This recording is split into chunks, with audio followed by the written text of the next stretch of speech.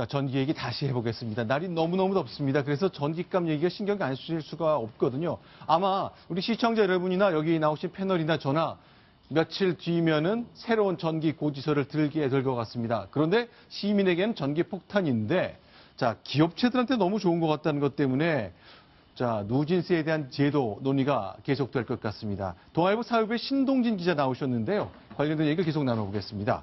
자, 전력 사용량이 사상 최고치 계속 경신되고 있잖아요. 네, 어저께 최고 기온이 35.5도까지 올라서 네. 무더위를 실감하신 분이 많으실 텐데요. 어저께 전력 피크였던 때 전력량이 네. 2만 1,000kW를 넘어서 네. 사상 최고치를 기록했습니다. 네. 냉방 전력 사용량이 이렇게 넘어선 것인데요. 2014년도에는 1,500만 kW, 그리고 2015년에는 1,800만 kW. 네. 네, 지금 보시는 화면은 우리나라 전기 요금 체계를 나타내는데요. 그러니까 우리는 누진 단계를 쭉 6단계인데 이건 주택용만 해당되는 거네요. 그렇습니다. 지금 보시는 것처럼 계단형으로 그려진 그래프는 누진율을 나타내는 것인데요. 보시다시피 주택용은 6단계 계단으로 나눠져 있고요. 네. 그다음 일반용과 산업용은 아주 일정률이네요. 그렇습니다. 지금 우리나라에서는 주택용 전기 사용에만 누진율이 적용되고 있고요. 네. 일반용과 산업용에는 똑같은 전기 사용 전용량이 되고 있습니다. 네, 네. 자, 그러면요. 우리나라 누진세 많이 쓴 사람한테 많이 부과하는 것 정도가 있습니다만, 일본은 많아야 2.4배, 일본은 1.4배 정도인데 굉장히 차이가 크네요. 제가 이 전기라고 하는 게 굉장히 중요한 에너지입니다. 네. 국방만 관심이 있는 게 아니라 에너지가 없으면 죽거든요. 그래서 네.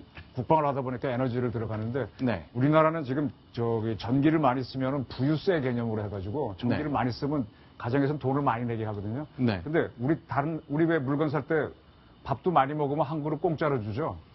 외국에서는 물건 많이 사면 오히려 가격을 깎아주거든요. 네. 미국은 누진 단계가 몇 개 없습니다. 그래서 전기를 많이 쓰면 오히려 전기요금이 쌉니다. 근데 우린 비싸게 가서 그러다 보니까 산업용은 그렇게 안 해요. 그러다 보니까 각 가정에서 지금은 다 전기를 많이 쓰는 세상인데 저희도 이번에 한 열흘 정도 계속 에어컨 돌리고 있는데 한 몇십만 원 나올까 서 걱정인데 이게 문제가 되는 거죠, 지금. 네. 근데 신동철 기자. 그런데 한 달 사용한다고 에어컨 봄, 가을엔 안 쓰다 여름엔 쓰는데 차이가 너무 커서 문제 아닙니까?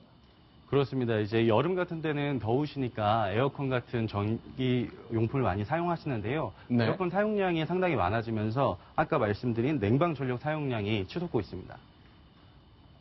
보시는 것처럼 한 달에 600kW 사용하실 때에 기업과 상점에서는 5만 원, 6만 원만 내게 되는데 이게 가정에서는 최대 21만 원까지 나오는 차이가 발생하고 있습니다.